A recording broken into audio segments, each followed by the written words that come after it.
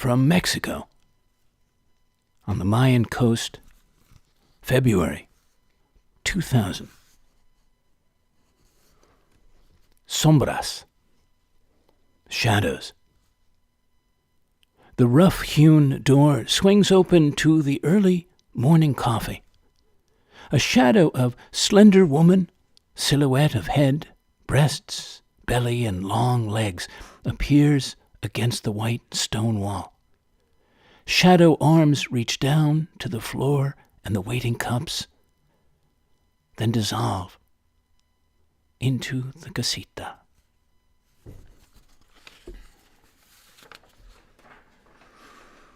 Welcome to the latest floating poetry broadcast. And thank you for leaning in to show 196, coming to you live from the frothy coast of Rhode Island.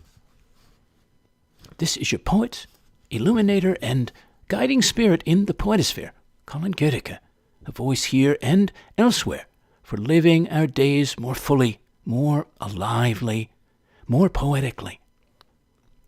Last week's broadcast, if you were not able to listen in, lean in, was cocktail hour, unwinding time, loosening up, easing back, slow sipping, and carefree enjoying time. Whatever your literal or vicarious drink of choice, cocktail to mocktail, whiskey to wine, chartreuse to champagne. Maybe a martini, maybe an old-fashioned, or a Negroni, or a Campari and soda. We took a cozy armchair tour of cocktail eras, scenes, people, fabled drinks and drinkers, songs, films, clothes, the altars of alcohol, the delights of imbibing, even the pixelations, paging my man Godfrey. This week, coffee break. Percolating, let's say, for sure, on all kinds of coffee drinking, coffee cultures, past to present, the joys of Java, coffee-infused to coffee-inspired, songs, scenes, moments, memories, musings, freshly poured thoughts from listeners, and much else to brew on. So I've barista'd what I hope you feel is a delicious show. Cupfuls and free refills of cultural commentary, poetry, quotes, anecdotes, inquiry, and shared discovery around our theme. So, let our coffee break together begin. And maybe we begin it with a spring day at a breakfast table.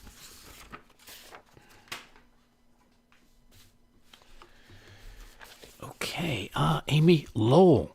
This is from a longer poem. It's broken apart by bath, breakfast table, walk. But we're gonna just go to the breakfast table with her. Spring day, breakfast table. In the fresh-washed sunlight, the breakfast table is decked and white. It offers itself in flat surrender, tendering tastes and smells and colors and metals and grains, and the white cloth falls over its side, draped and wide. Wheels of white glitter in the silver coffee pot, hot and spinning like Catherine wheels. They whirl and twirl, and my eyes begin to smart. The little white dazzling wheels prick them like darts. Placid and peaceful, the rolls of bread spread themselves in the sun to bask. A stack of butter pats, pyramidal, shout orange through the white, scream, flutter, call, yellow, yellow, yellow. Coffee steam rises in a stream, clouds the silver tea service with mist, and twists up into the sunlight, revolved, involuted, suspiring higher and higher, fluting in a thin spiral up the high blue sky. A crow flies by and croaks at the coffee steam. The day is new and fair, with good smells in the air. Lovely. Thank you, Amy Lowell, for helping us begin. Well, Ernest Hemingway. I want to mention him as we come into all this. In 1926, when his book The Sun Also Rises was published, it was hailed as the quintessential novel of the lost generation, of which 27-year-old Hemingway was a part. This was one of the first times his blunt and clipped style came to the fore. And I'm choosing this passage because it's so apropos from that. If you haven't read it, or maybe you have, maybe you remember this moment. In the morning, I walked down the boulevard to the Rue Soufflot for coffee and brioche. It was a fine morning. The horse-chestnut trees in the Luxembourg gardens were in bloom. There was the pleasant early morning feeling of a hot day. I read the papers with the coffee and then smoked a cigarette. The flower women were coming up from the market and arranging their daily stock. Students went by, going up to the law school or down to the Sorbonne. The boulevard was busy with trams and people going to work. Love that. And it calls me to mind of so many moments in different cafes in many parts of Europe, sitting, just taking in the scene, the scenery, the people, the moments. Well, an ode of mine to espresso, going back to September of 1998, when I was ever more opened into it, marrying into an Italian family, and that was pouring all the time, day and night. So this is in Italian. Espresso. Oggi ristretto, domani lungo. Buongiorno macchiato. Buonanotte corretto. Estate freddo, con dolce amaro. Qualche volta doppio, ma mai senza schiuma. Hats off to espresso. Stephen Dobbins, D-O-B-Y-N-S. He has over a cup of coffee. Over a cup of coffee, or sitting on a park bench, or walking the dog, he would recall some incident from his youth, nothing significant, climbing a tree in his backyard, waiting in left field for a batter's swing, sitting in a parked car with a girl whose face he no longer remembered, his hand on her breast and his body electric. Memories to look at with curiosity, the harmless behavior of a stranger with nothing to regret or elicit particular joy. And although he had no sense of being on a journey, such memories made him realize how far he had traveled, which, in turn, made him ask how he would look back on the person he was now, this person who seemed so substantial. These images, it was like looking at a book of old photographs, recognizing a forehead, the narrow chin, and perhaps recalling the story of an older second cousin, how he had left long ago to try his luck in Argentina or Australia. And he saw that he was becoming like such a person, that the day might arrive when he would look back on his present self as on a distant relative who had drifted off into uncharted lands. Thank you, Stephen Dobbins. Over a cup of coffee.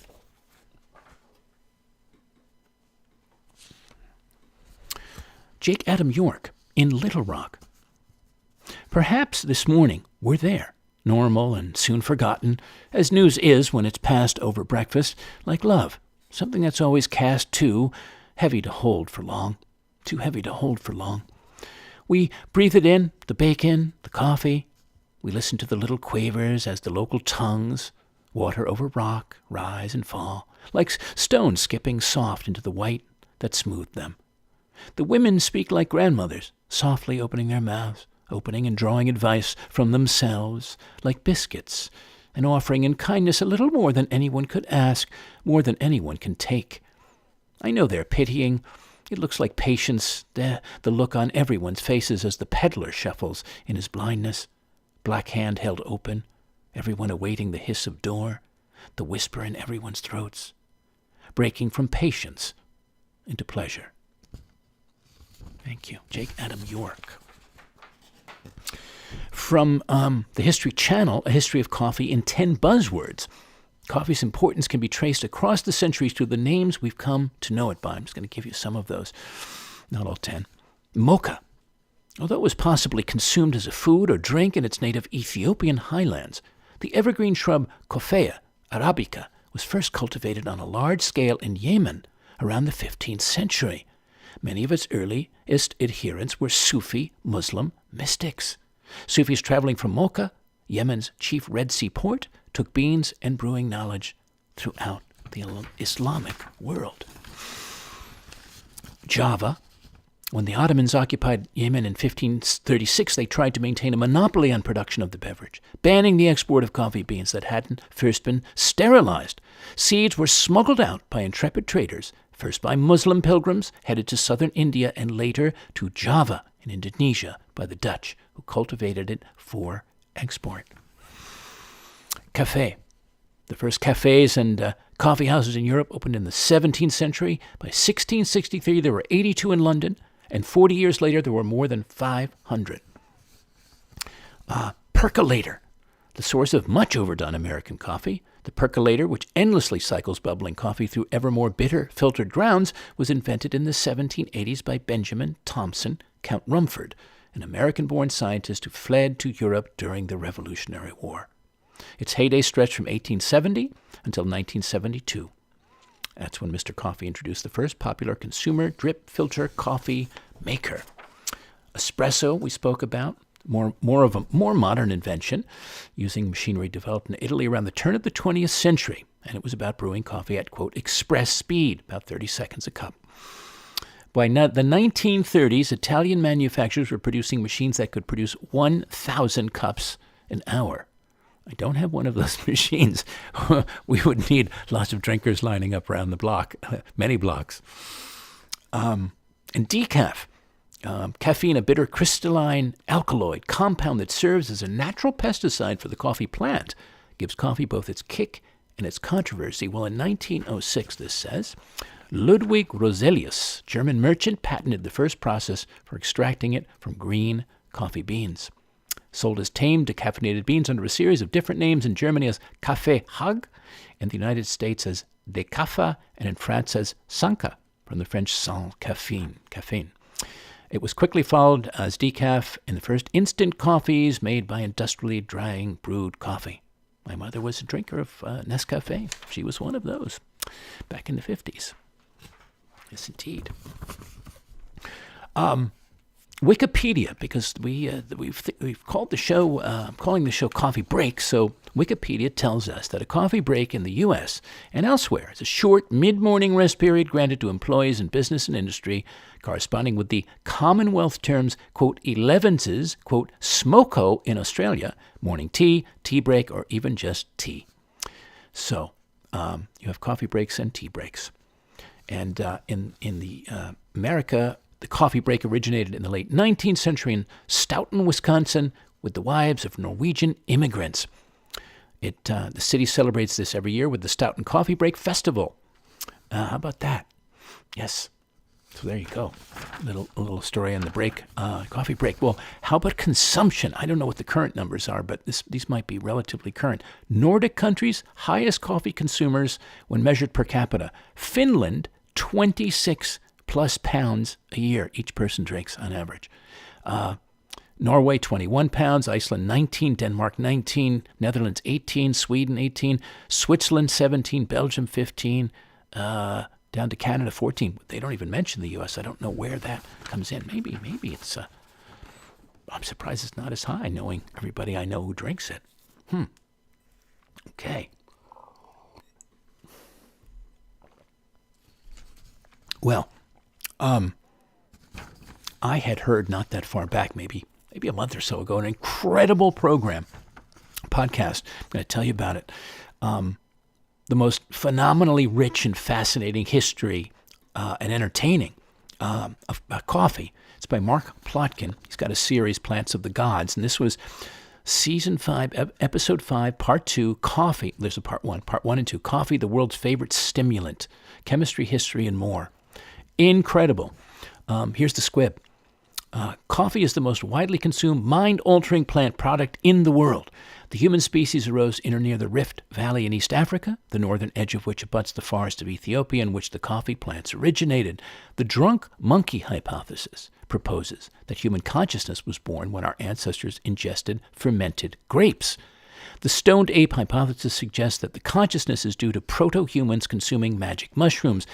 In the second half of this two-part episode, Mark Plotkin discusses the botanical history of coffee, the specialty coffee movement, and how coffee has played a role in popular culture. Absolutely incredible, like a page turner, but a podcast turner. I couldn't stop listening. So check that out if you're interested. Well, I have all kinds of questions now for you and all of us to percolate on, some to brew more deeply over later on, post this show. What wonderful, colorful, or indelible coffee moments or experiences have you had? I have had many myself, but here are two touchstones. In Austria, decades back, in Salzburg, I had a Kaffee mit Schlag with Austrian cream. I can still taste it. It was one of the best coffees I ever had. Ever. Another was in Italy, in Naples, in Napoli. I walked into the oldest coffee bar in Europe. I had heard about it, and I took myself there one day. No one was about. It was sitting on an immense piazza, and there was no one inside either except a solo barista behind a white marble bar that stretched at least 50 feet or more to my right. So I was at the top of it, and all worn with, smooth with time and history and the elbows of countless coffee drinkers. So I stood there. I ordered a single espresso. I took it to my lips, swallowed it in one go, totally transported. I shoot down the small glass of cold water that was served alongside it. I walked out into the day. That was the best espresso I ever had. Ever. Since then. Just like that coffee in Austria, best espresso. And I've had decades of them. So, what about a great coffee break or breaks you took along the way in your time when you were working, or ones you take now during a typical workday? And what about that first sip? The feeling of it as you come to it. Is it nirvana for you? Is it a Zen moment, calming? Or is it an ignition switch that fires you up? Well, it's a blissful, comforting feeling for me, almost maternal in a strange way. I don't mean breastfeeding, but mothering, comforting, like a comfort food. As I bring the warm bowl of cappuccino, I drink it French café au lait style in a bowl, to my lips every morning. Look forward to that. Yes. What about your absolute favorite way to drink your coffee? Black, cream and sugar, iced, Irish, espresso, cappuccino, café au lait. With a French press, a mocha pot, a machine? And where do you enjoy having it? Your ideal setting. And what do you love to pair with it? If anything, maybe a pastry, a donut, a croissant. I take my cappuccino, I make it with my faithful 25-plus-year-old Francis X5 machine. It's bright orange. Just lovely to look at. And I have it now, no more with milk. I used to have steamed whole raw milk, but now with frothed coconut milk. So I've given up dairy. It's wonderful, just as wonderful. And I have it with Misura Italian multigrain dipping biscuits. It takes me right to a heavenly state, a floating place. And that's the image for the broadcast, by the way. That was taken by me just before I had it all in Cobble Hill, Brooklyn, during one of my several Poet Inn residencies there. Well, speaking of cups and bowls and things that we, mugs, what about your favorite cup at home? Or what kind of cup when you're out, or mug?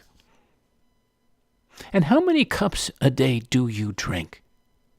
As many as Voltaire, who drank an average of 40 to 50. Or Teddy Roosevelt, who downed a usual gallon a day with sugar. No wonder he was charging up hills. Oh my God, that's why they called him the Rough Rider, that fellow.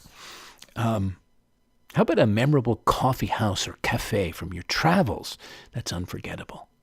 And if so, what country And what was the scene like and the vibe wherever you had it? What's a day without any coffee like for you?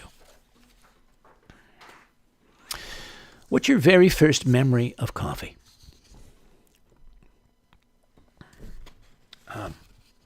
Maybe the aroma, or having a sip, or in a story you heard or read or film scene. Well, I certainly loved the scent of it as a kid, but not the taste. My mother would take hers instant and pour some in the saucer for our dachshund, who loved it, lapped that up. And I was thinking about, as I was putting the show together for us, the first time I ever had any was actually in my 20s at the Union Square Cafe in New York, in Manhattan. And it was a straight espresso with lots of crema. That got me started on all of it. And then when I was married to the Italians, subsequent, it was always pouring. That's an affogato, the Italian dessert, hot coffee poured over vanilla gelato. You may love that. I haven't had one of those in some time, but thinking about it. And how does coffee feel when it's percolating through you? And what other coffee-infused or flavored foods do you enjoy? Including coffee cake, maybe coffee ice cream. And if you don't drink or like drinking coffee at all, or no longer drink it, what's the reason? And does that mean you may be a tea drinker?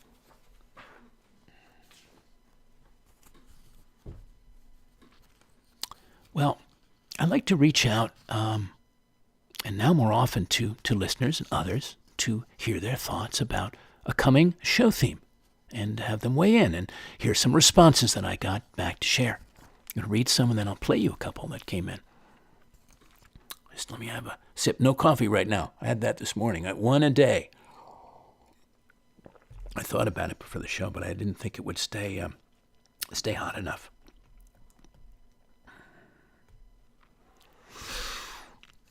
From Chloe in England.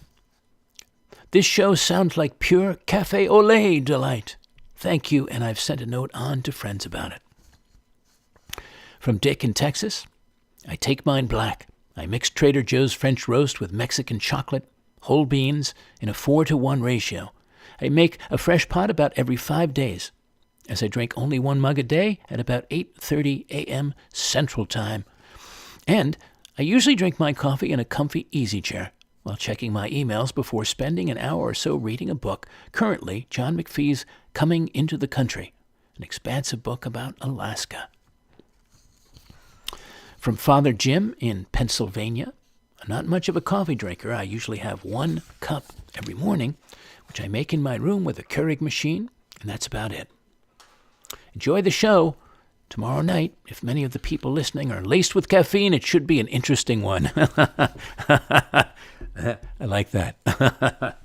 Well, you may be listening, because I don't know when you're going to be. If you're not listening right now, at least in my time zone, well, you could be having coffee, but you might be listening in the morning, or walking with one, or sitting at a cafe. I like that. I like the idea. I'm imagining that. I hope that happens a lot as this ripples out across time and space. Absolutely. From Chris and Nancy in New Jersey. Nancy, my first coffee was 70 years ago. My grandma, Kiki, decided it was time for me to have my first coffee. I was 5 years old. She took a tablespoon of coffee and added it to my milk. I thought I was pretty cool, sitting with all the adults drinking coffee. Traveling upstate with a friend, we stopped at a Brazilian restaurant. I ordered an Irish coffee. The bartender turned out to be Irish. He said he'd make me the best Irish coffee I ever had. It was served in a beautiful glass, a perfect temperature, and delicious. He was right. Who knew I'd find it there? And Chris wrote this. I'm not a coffee drinker, but 1 year on vacation in Montana with friends, prior to taking a hike in Yellowstone National Park, we all went out to a local cafe for breakfast. The specialty was homemade oatmeal pancakes.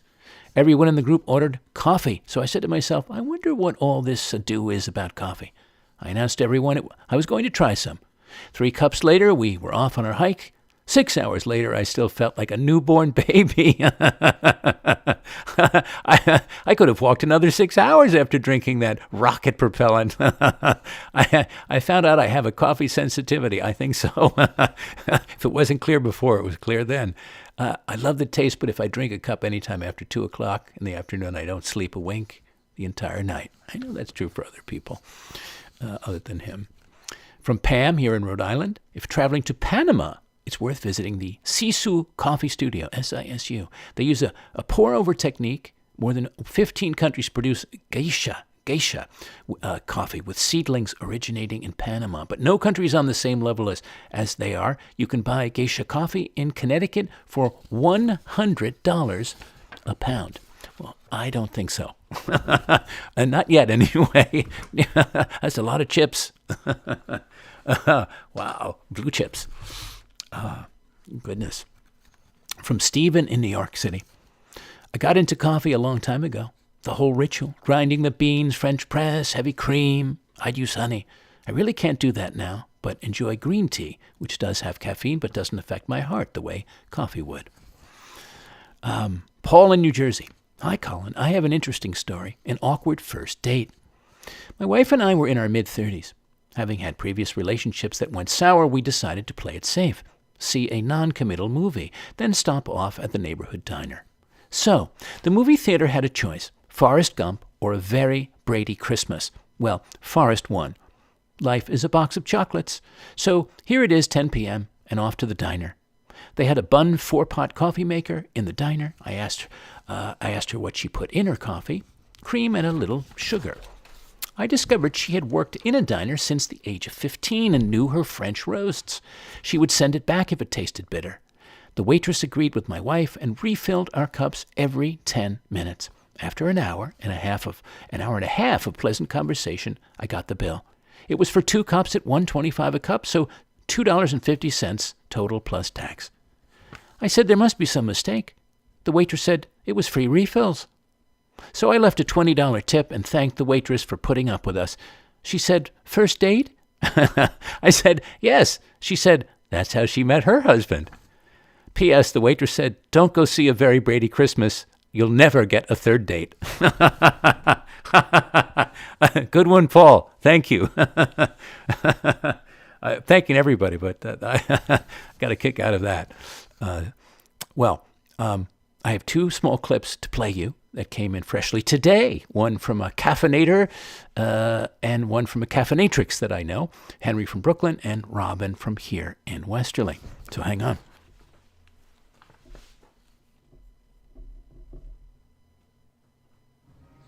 Kalino, Double H here, coming in from Brooklyn. Anyway, I just wanted to give you a little story and anecdote about some coffee-related tales on my end. I really look forward to the episode tonight. So, look, a few years ago, I got a to-go coffee from a place in Greenpoint called 5 Leaves. And as I had this coffee, it came in a cup with this really really design on it. And this design kind of made me feel like I got more than just a to-go coffee. I kind of felt like I had like an artwork. And I noticed people keep looking at the cup. And when I'd finished the coffee, I suddenly became I didn't want to part with it either. And I became really kind of conscious of throwing it away and waste. And I thought this was really interesting, and how this little effort to have personalized cups from this place and do something really cool on it had this effect on me. And at this point, it wasn't very common for that to happen. So I started documenting coffee cups. I went around, and anywhere that was going the extra distance, I would take a photo of it, and I started an Instagram account called Coffee Cups of the World. And I also traveled quite a lot in those days, photographer and family all over the place. And when I go to new cities, I love to kind of explore the culinary scenes. And, going out for a bunch of meals is expensive. Going out for a bunch of drinks is not very, you you get smashed pretty quick. But going out for coffees was this really kind of great way that I could explore a city, and a narrative that I'd have was going around by the different coffee shops. So I started amassing this collection of cups as well. And, now I've got like well over 1,000 cups from probably about a dozen different countries around the world. I've had exhibitions of my cups, and and my Instagram, Coffee Cups of the World, was probably the most popular coffee-centric Instagram account for a while. And anyway, I kind of just wanted to remind you. I know that we've spoken about it before. I've shown you. I think you've even been to my coffee cup exhibitions that I've had. And all this kind of came around from just trying to bring out a little bit of awareness and celebrate some good design and make people more conscious of trash and just how easy it also can be to add a little bit more to an experience. So it's not just such a passive kind of experience having coffee, that you can step it up a little bit more. Anyway, there's my ramble. Look forward to hearing the episode tonight, brother. Big love from Brooklyn. Oh, Henry, thank you. Thank you. Maybe you're listening right now. I have been to his exhibitions, and I love the whole concept. Loved how he did it. I think it's maybe still out there. I don't know if he'd mentioned that it is or not. It should be, right? coffeecupsoftheworld.com maybe. But search for that. Just delightful. And he's a delightful fellow himself, and obviously a coffee file. Okay, now I'll give you Robin from today.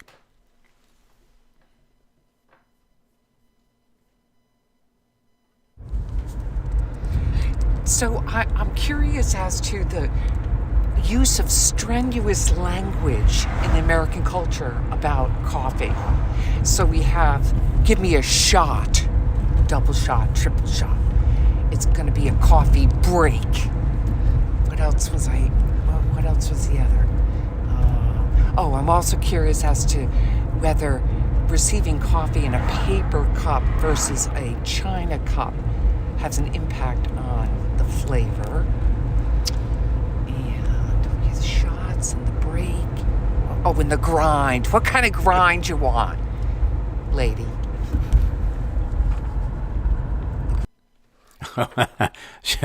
Obviously from on the road. Thank you. Thank you for all the sendings, everybody. All these good sharings and sendings and submittings. Okay, before we go on, one last question from me for you all out there. If coffee disappeared from the landscape altogether tomorrow, how would you manage? And what might you substitute? Well, may such an eventuality never come, fellow coffee lovers. But curious what your thought would be on that. So on we pour. And I may do some editing on the fly because I have so much wonderful material. I already cut it way down, and we might run over a little bit tonight just for fun. We'll see. From openculture.com on the virtue of the coffee, of the drink. This is from a 360-year-old ad for it. I won't give you the whole thing, but it's wonderful. It's at the British Museum. It's a handbill. It's got to be the first advertisement for coffee in England for sure, and it introduced Brits at the time. So I'll just give you a few lines of the advertisement, which was a handbill. So it was a whole page. The grain or berry called coffee groweth upon little trees only in the deserts of Arabia. It is brought from thence and drunk generally throughout all the Grand Signior's dominions. The Turks drink at meals and other times, is usually water, and their diet consists much of fruit, the crudities whereof are very much corrected by this drink. It quickens the spirits and makes the heart lightsome. It is excellent to prevent and cure the dropsy, gout, and scurvy. It is a most excellent remedy against the spleen, hypochondriac winds, or the like. It will prevent drowsiness and make one fit for business if one have occasion to watch, and therefore you are not to drink of it after supper unless you intend to be watchful, for it will hinder sleep for 3 or 4 hours. It is neither laxative nor restringent, made and sold in St. Michael's Alley in Cornhill by Pasqua Rosie at the sign of his own head. That's good. I'd like to see the original handbill. They didn't show that. I came across this on Wikipedia about folklore and culture around coffee. There are many stories about coffee and its impact on people and society. The Oromo people, O-R-O-M-O, would customarily plant a coffee tree on the graves of powerful sorcerers. They believed that the first coffee bush sprang up from the tears that the god of heaven shed over the corpse of a dead sorcerer.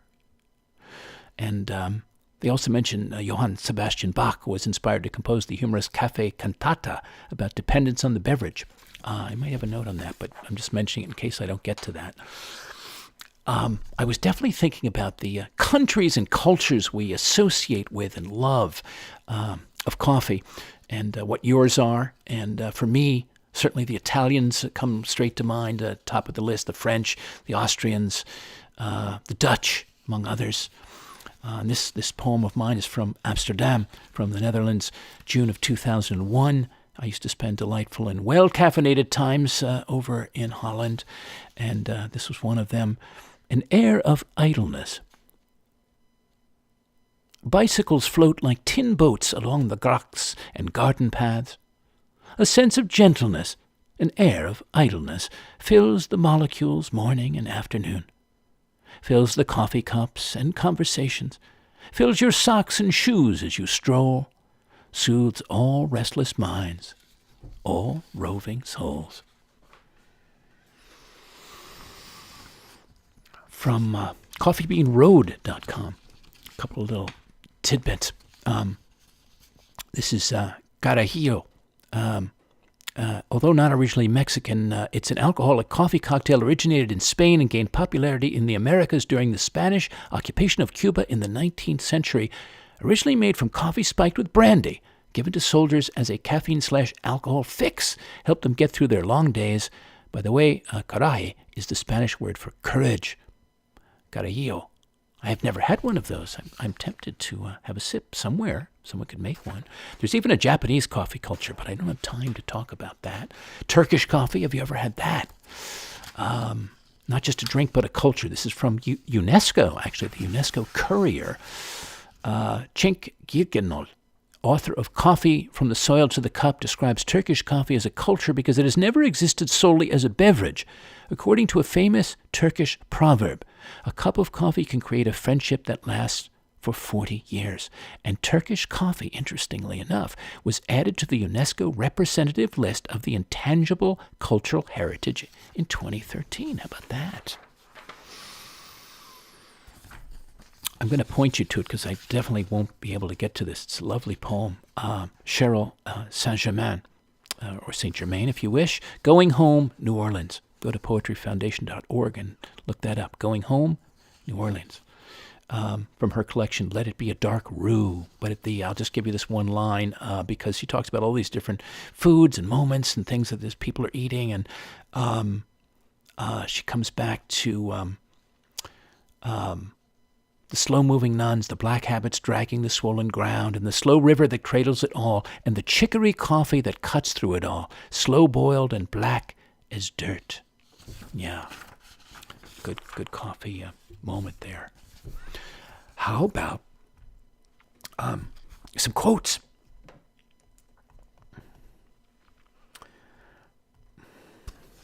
So, Napoleon Bonaparte, the diminutive would-be dictator, he said, "I would rather suffer with coffee than be senseless." Orson Welles, the fabled theater, radio, and film producer, there are 3 intolerable things in life: cold coffee, lukewarm champagne, and overexcited women. Orson Welles, what a character.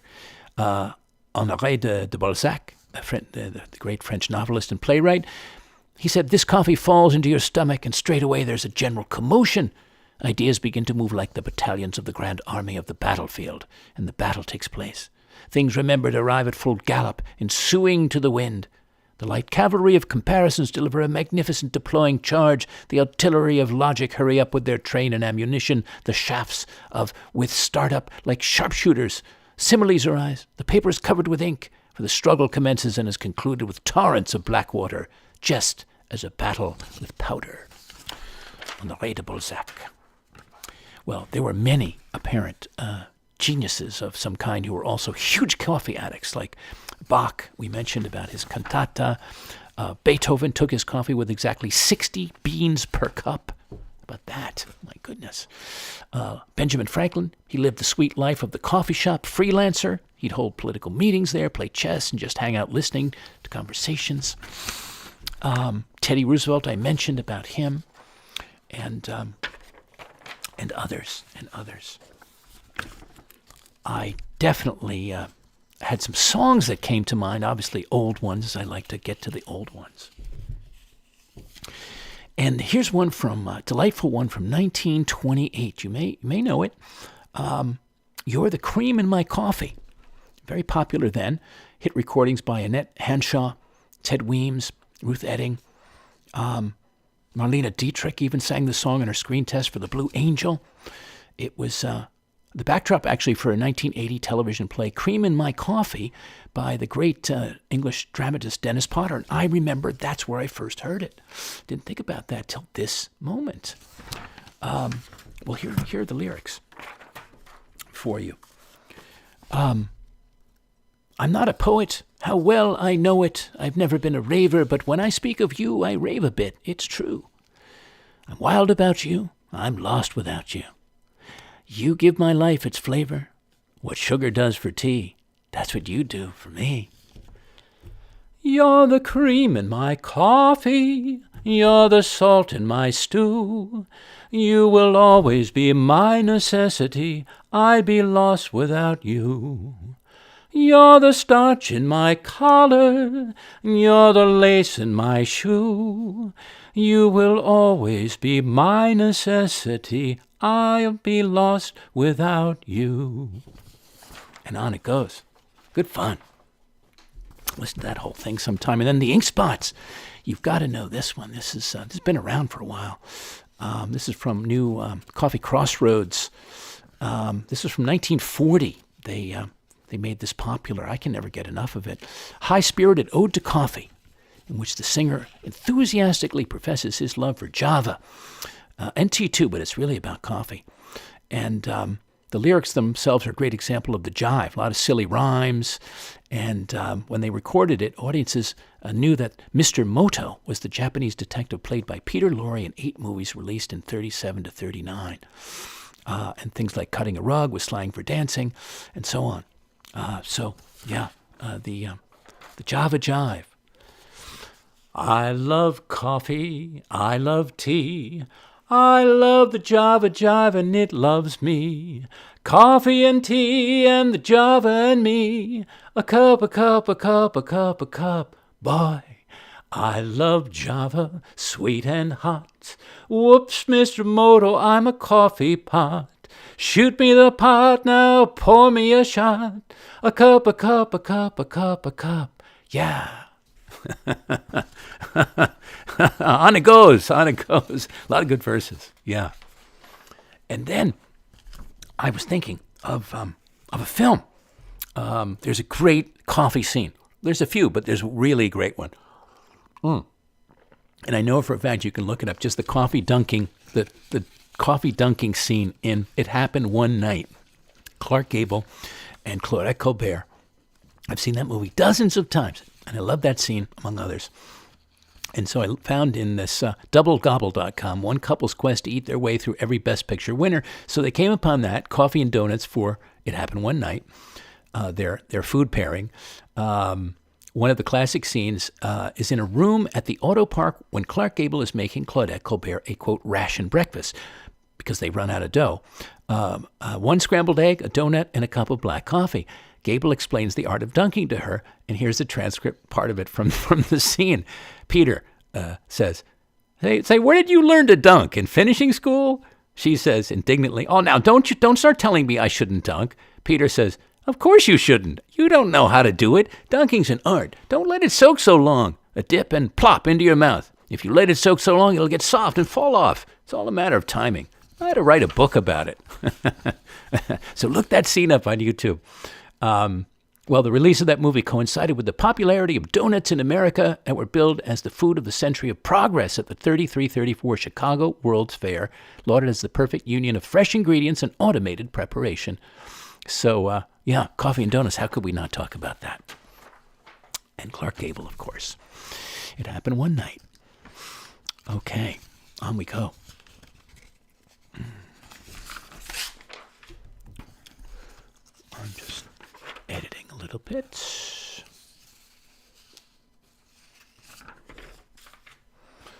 Okay, just to keep us in better time. Okay, this is Christine Stewart Nunez, Breakfast for Supper. At IHOP, after the skinny brunette with a Band-Aid covering her hickey comes to whisk away burnt toast, Mom mentions Teresa, face brightening. She had a dream about her. 80s flip hair, smooth complexion. I've been living in Tulsa for 18 years, Teresa said. I understand. Even as I watched men lower her casket, I fantasized the witness protection program had resettled her. How funny we look, mother and daughter laughing over scrambled eggs, tears dripping onto bacon, hands hugging coffee mugs. For a moment, Mom felt Teresa there. Such faith. Freshen your cup, the waitress asks me, poised to pour. Cloudy in the cold coffee, my reflection. I offer the mug. Thank you, Christine Stewart Nunez. Breakfast for Supper. Some books to point you to briefly. I came across these. Coffee, It's a Man's Drink. Esquire's Vintage Rules for Brewing the Perfect Cup. After George Orwell's 11 Golden Rules for the Perfect Cup of Tea, time for a vintage guide to coffee bliss. And this is a section in that book, the handbook for hosts, called Coffee, the Cup That Cheers. 1949 Time Capsule, Guide to the Art of Coffee. It says, when coffee was introduced in Europe in the 16th century, people thought that it rendered women frigid and even barren.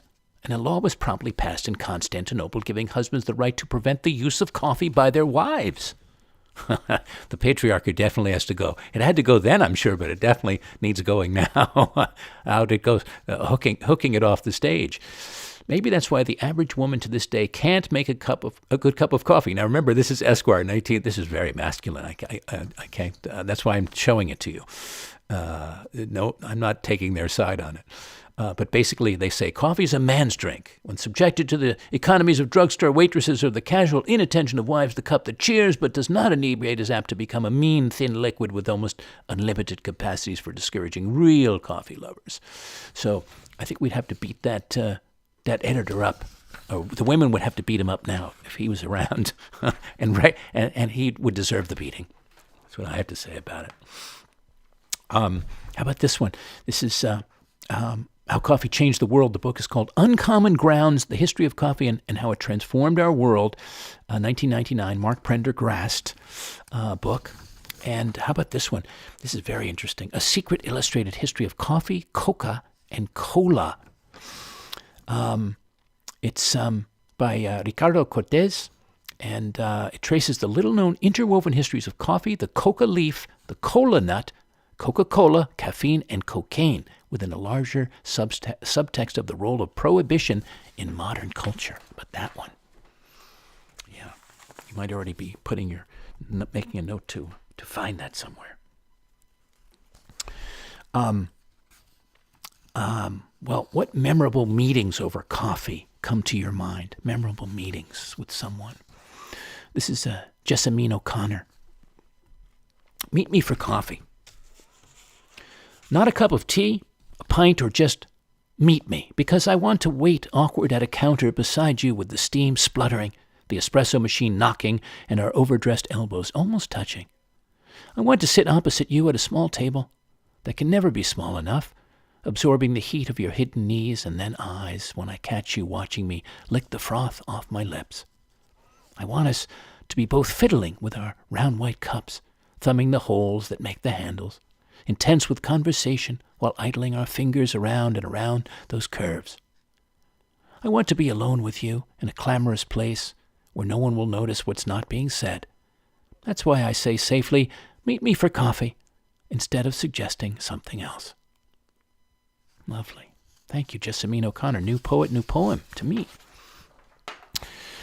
Oh, another song, actually, I'm paired with this one, with that poem, is, do you know Stephen Sondheim's song, Losing My Mind, from his musical? I'll give you just the opening. It's just lovely. The sun comes up, I think about you. The coffee cup, I think about you. I want you so, it's like I'm losing my mind. All afternoon doing every little chore, the thought of you stays bright. Sometimes I stand in the middle of the floor, not going left, not going right. I dim the lights and think about you, spend sleepless nights to think about you. You said you loved me, or were you just being kind? Or am I losing my mind? Yeah, I didn't hit that all quite right, but not bad. On the spur, I didn't think I was going to share it with you in song, just reading, but there you go.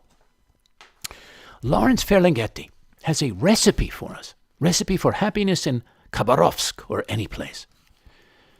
One grand boulevard with trees, with one grand cafe in sun, with strong black coffee in very small cups. One not necessarily very beautiful man or woman who loves you. One fine day. Good recipe. Thank you, Lawrence Ferlinghetti. Well, what about what we see of the world around us as we're having a coffee or our coffee? This is Raymond Carver's poem Happiness. So early it's still almost dark out. I'm near the window with coffee and the usual early morning stuff that passes for thought, when I see the boy and his friend walking up the road to deliver the newspaper. They wear caps and sweaters, and one boy has a bag over his shoulder. They are so happy they aren't saying anything, these boys. I think if they could, they would take each other's arm. It's early in the morning, and they are doing this thing together. They come on, slowly. The sky is taking on light, though the moon still hangs pale over the water. Such beauty that for a minute death and ambition, even love, doesn't enter into this. Happiness. It comes on unexpectedly and goes beyond, really, any early morning talk about it. Thank you, Raymond Carver.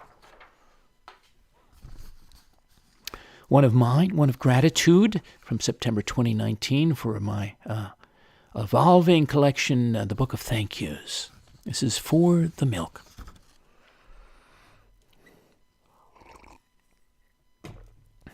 For the milk.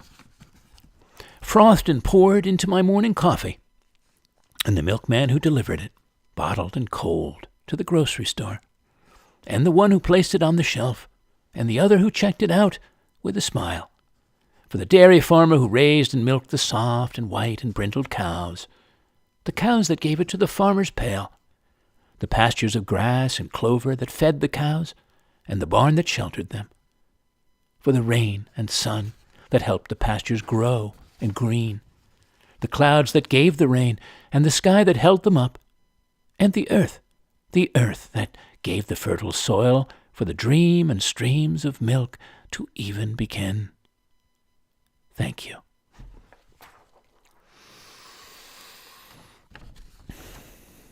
I felt I ought, by the way, to slip a tea leaf or two in here in our show amidst all the coffee. This was from 2017 for a soul sister and tea lover on her birthday. Tea for two. Your rare cured leaves of being, beautifully steeping in these years of living, bringing to your senses rich infusions of flavor and color, bringing to our senses such a profusion of flowering notes, sweet to grassy, delicate to strong, all lovely, all lingering, the in and outpoured essence you share with yourself and the world. Love out to her, Tabitha Shalem in New York. Tea for two. Hope one day to have another tea with her.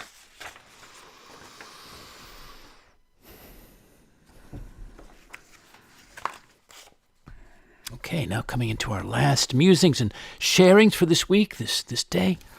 This is Joyce Sutphin, Living in the Body. Body is something you need in order to stay on this planet, and you get only one.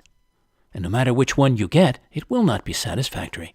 It will not be beautiful enough, it will not be fast enough, it will not keep on for days at a time, but will pull you down into a sleepy swamp and demand apples and coffee and chocolate cake. Body is a thing you have to carry from one day into the next. Always the same eyebrows over the same eyes and the same skin when you look in the mirror, and the same creaky knee when you get up from the floor, and the same wrist under the watchband. The changes you can make are small and costly. Better to leave it as it is. Body is a thing that you have to leave eventually. You know that because you have seen others do it, others who were once like you, living inside their pile of bones and flesh, smiling at you, loving you, leaning in the doorway, talking to you for hours, and then one day they are gone. No forwarding address. Thank you, Joyce Sutphin, Living in the Body. Orayoan Noel. Ode to Coffee, Oda al Café. From Africa to a Caribbean hill, the Africa a las Lomas del Caribe, to the smiling ruin of our cities, a la feliz ruina de ciudades. Anoint the neural vessels we refill, al mataral noral and donde vive, until your acid muse drowns our pities. Tu agria musa que ahoga soledades. Return us to our tribe that grew dark beans. Devolvenos al semillero isleño. Cut through the grease of our late-night omelets. Metaboliza la grasa nocturna, and warm this empty diner by the club. Trae tu calor a nuestro desvelo, where luckless lovers stare at tiny screens. Haz que el amante no muera de sueño, and poets brew old socks into somnolets. Tu bara es poema que embadurna. While dreaming, it rains coffee from above. Y sombría tu alegría de cielo. Gracias, Orayoan Noel. Ode to Coffee, Oda al Café. Lovely. New to me. And maybe you. David Yetzi, or Yezzi, Y-E-Z-Z-I. A stop before starting. The only time I've been to Switzerland was early one spring on a train through the mountains. There was a lake, I guess it was Lucerne. Above me, cliff tops ridged with snow, fanned out so that where I stood at the edge of the platform, light bathed the empty siding all around with a diffused opalescence off the water. Behind the station must have been a town, spires of churches, municipal arcades, and coffee squelching in the fogged cafes. I never saw the place, though I remember thinking, this is Switzerland, and took a mind shot of the pines, breathing in the cold as the porter whistled at us to reboard. Thank you, David Yezzi, from his collection, Birds of the Air. This next was one of mine from my fine friend Bill Dunk back in 2019 on his 68th birthday. Now, alas, he's no longer with us in the world, but I think of him often, and this is I'd like to make a toast to him and to his dunking. This is called You Dunk.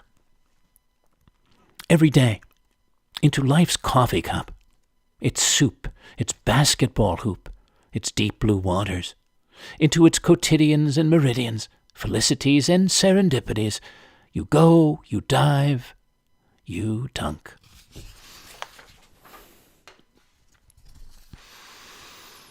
Naomi Shihab Nye, The Flavors of Happiness is what I was thinking about when I was reading this, for choosing it for us, from her collection, Words Under the Words. Wonderful collection. So much happiness. It is difficult to know what to do with so much happiness.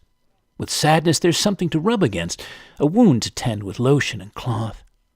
When the world falls in around you, you have pieces to pick up, something to hold in your hands, like ticket stubs or change. But happiness floats. It doesn't need you to hold it down. It doesn't need anything. Happiness lands on the roof of the next house, singing, and disappears when it wants to. You are happy either way. Even the fact that you once lived in a peaceful tree house and now live over a quarry of noise and dust cannot make you unhappy. Everything has a life of its own. It too could wake up filled with possibilities of coffee cake and ripe peaches, of love, even the floor which needs to be swept, the soiled linens and scratched records. Since there is no place large enough to contain so much happiness, you shrug, you raise your hands, and it flows out of you into everything you touch. You are not responsible. You take no credit, as the night sky takes no credit for the moon, but continues to hold it and share it, and in that way, be known. Beautiful. Thank you. So much happiness, Naomi Shihabnai.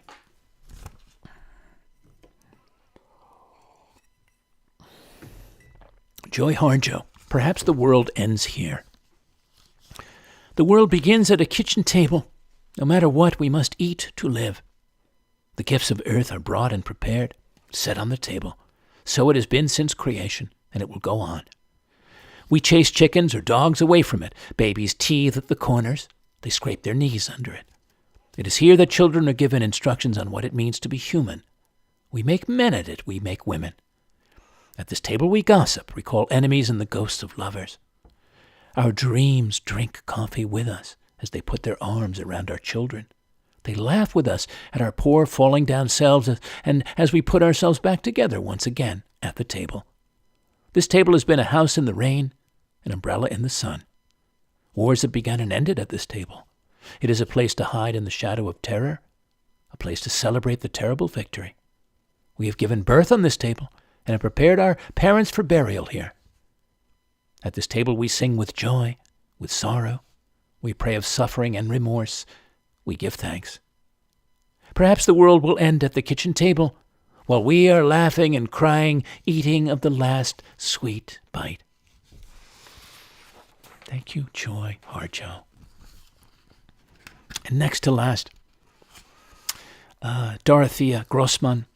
I allow myself the luxury of breakfast. I am no nun, for Christ's sake. Charmed as I am by the sputter of bacon and the eye-opening properties of eggs, it's the coffee that's really sacramental. In the old days I spread fires and floods and pestilence on my toast. Nowadays I'm more selective. I only read my horoscope by the quiet glow of the marmalade. Dorothea Grossman, thank you. I love that. I love that last line. The quiet glow of the marmalade. My goodness, isn't that beautiful? Yes. Well, okay, last for now, till we're together again over these airwaves. I hope that will be soon with you. Oh, yes. What you say when the universe offers you another eclair or espresso, kiss or centavo. When you wake to another day alive in good health and heart on earth. When you realize every moment as it arrives, with or without fanfare, flower petals, confetti, is brimming with serendipity, overspilling, fountain-like with all possibility. Oh, yes.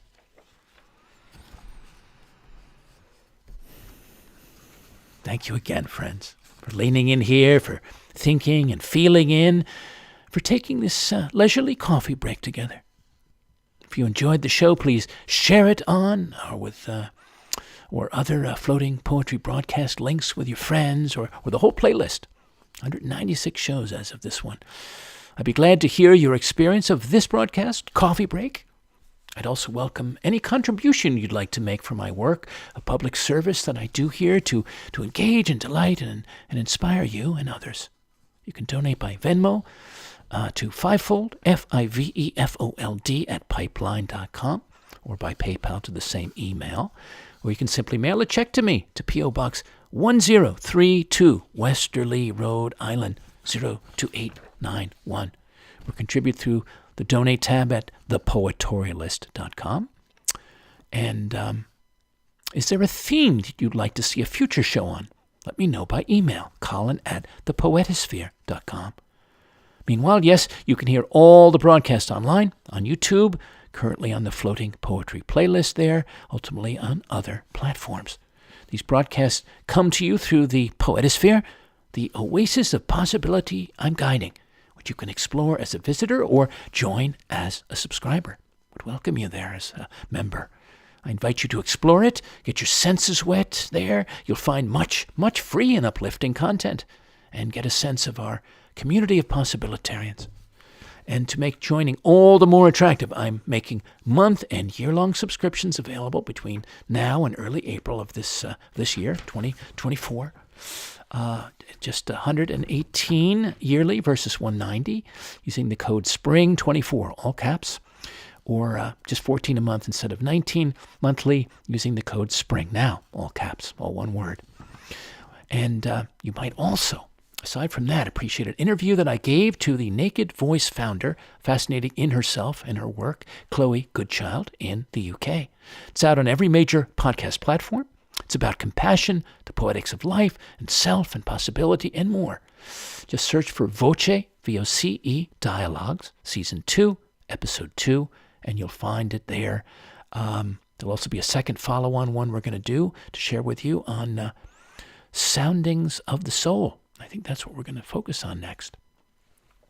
But meanwhile, I hope you'll lean in here on these broadcasts again. And until then, dear listeners, enjoy every drop of your coffee breaks, your coffee time, every coffee time, and whatever that elixir gives you in welcome ways, before, during, and after you drink it.